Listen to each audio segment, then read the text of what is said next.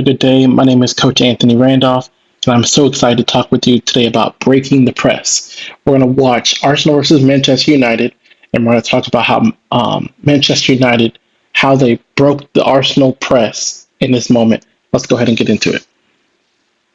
Okay. Manchester United is in blue, Arsenal's in the red and white. Starting from a goal kick from Onana, and let's go ahead and watch it, then we'll talk it through. Comment down below if you see anything. Here we go.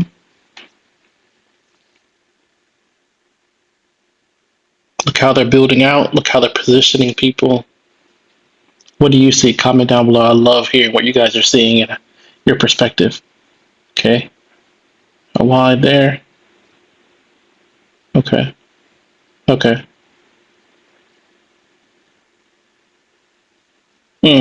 Wow. Did you guys see that?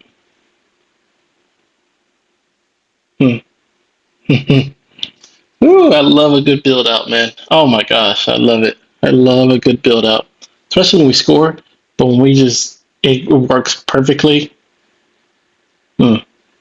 Execution is just, I love it. Okay, let's watch that back. Let's talk about it. Let's talk that through.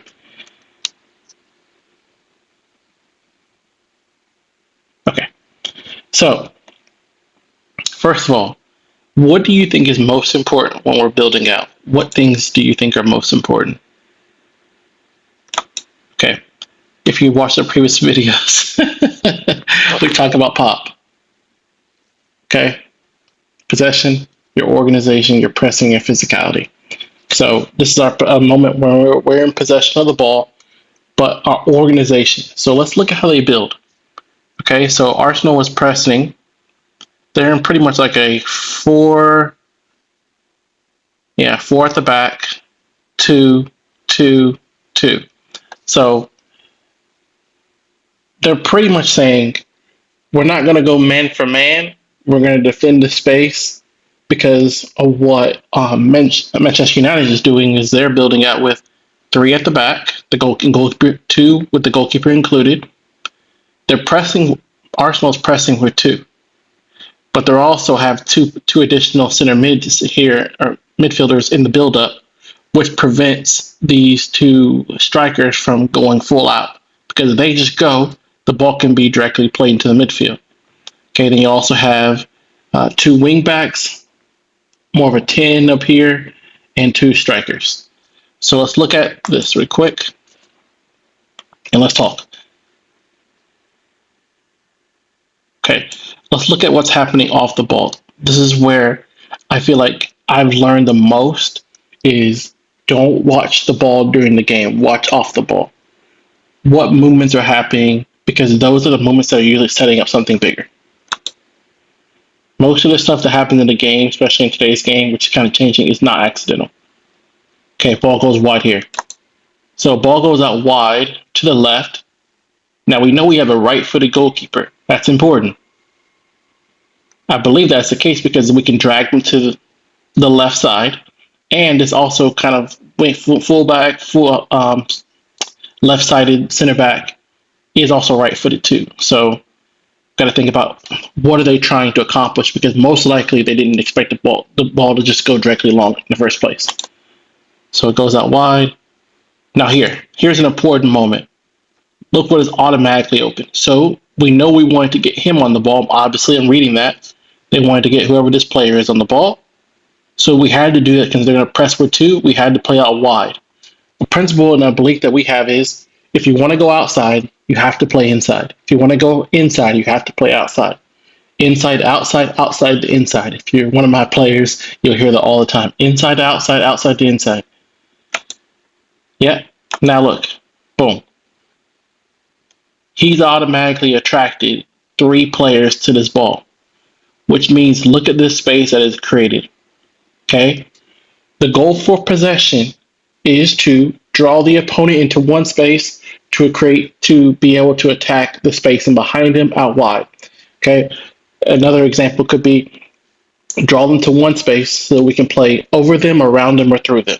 That's what possession is to us. Can we play over them, around them, or through them to arrive to ultimately score a goal, or if we need to win the game?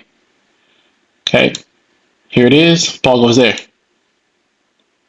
Now, here's one of the strikers. Bang. Ooh, so beautiful. Oh my gosh, I love that. Oh my gosh, that's like artistry. As a coach or as a player, when that happens in a game and you know you trained on it, that just does something for your soul. Okay, so let's just get to right here. Now, watch. Look at this guy right here. Off the ball. We talked about off the ball. It's one. This guy right here. What is his role right here? The striker. Highest striker. What is he doing? He's offside. What is he doing? We call it pinning. He's pinning that center back where he can't go because he is a threat in behind, which means that there's going to be space created right here because we don't want to leave him 1v1, especially early in the game, 1v1. That could be an early red card. You want to give that up. So you leave 2 against 1 here, which means this guy is free. If this guy is, ooh, I love this stuff. If this guy is free, then that means that their fullback can't go. If fullback goes, there's spacing behind, it's a 2 against 2. Ooh, this is so good. If you're a soccer nerd like me, this is getting you excited. It means it's 2 against 2. So that means they have to take a risk. They say, we'll leave this guy open, which makes this happen. Inside to outside, outside to inside. Striker checks into the space that he created because being the striker, second striker, checks into the space that he's created. The number 9 is created.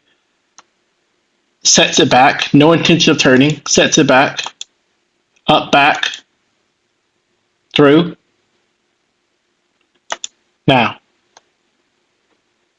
Now they're in retreat mode. It's 1, 2, 3 against 4 players. We don't necessarily have the advantage. Now, full sprinting behind. Now we're into the box. That's the purpose of a breakout, of a build-up. How do we get from where we are to where we want to go with the ball?